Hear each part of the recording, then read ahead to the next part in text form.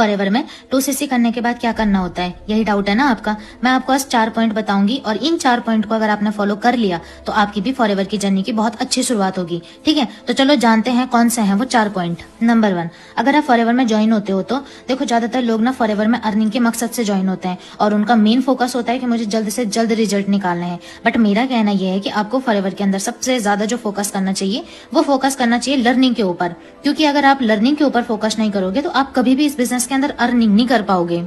अब आपका main point होगा कि मैम क्या ऐसी चीजों की लर्निंग करें जिससे मैं फॉरएवर में बहुत अच्छी अर्निंग कर सकूं, राइट। अब अगर आपने फॉरएवर में लर्निंग लेनी है तो आपने कुछ स्किल को सीखना है जिसकी वजह से आप फॉरएवर में बहुत अच्छी अर्निंग कर सकते हो। अब आपका पॉइंट होगा कि मैम क्या ऐसी चीजों की लर्निंग करें जिससे मैं फॉरएवर में बहुत अच्छी अर्निंग कर सकूं। ठीक है, तो चलो जानते हैं क्या हमें लर्निंग लेनी चाहिए।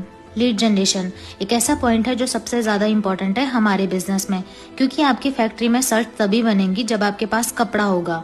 सो आपको फॉरएवर में बिजनेस में अगर सीसी करनी है तो आपको सबसे पहले जरूरत है लीड्स की। अगर आपके पास लीड्स नहीं होंगी तो आप इनविटेशन किस पे करोगे, क्योंकि फॉरएवर में आप इनवाइट लीड्स को ही करोगे।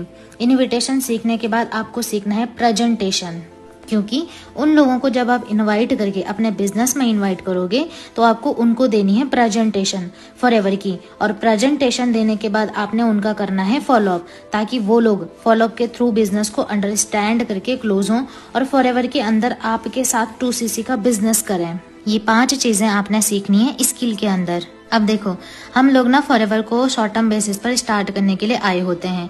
अगर आप इस फॉरएवर बिजनेस को शॉर्ट टर्म बेसिस पर स्टार्ट करने के लिए आए हो तो मैं बोलती हूँ आप एक गलत जगह पर आए हो, क्योंकि फॉरएवर का बिजनेस एक लॉन्ग टर्म बिजनेस है। 47 ईयर ओल्ड पुरानी कंपनी है, तो ये एक करियर बिल्डिंग कंपनी है। मैंने खुद फॉरएवर को एक लॉन्ग टर्म पर्पज से स्टार्ट करा है, जहां पर मैं फॉरएवर के साथ अपना करियर बिल्ड कर रही हूँ।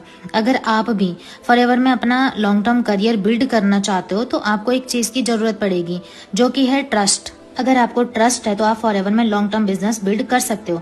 आपको ट्रस्ट करना पड़ेगा अपने अप्लायंस के ऊपर, आपको ट्रस्ट करना पड़ेगा अपने ऊपर, और आपको ट्रस्ट करना पड़ेगा फॉरएवर के ऊपर, क्योंकि जब आप फॉरएवर में अपना बिजनेस स्टार्ट करोगे तो न्यू एएस बनने के बाद आपको सबसे ज्यादा नेगेटिविटी आएगी।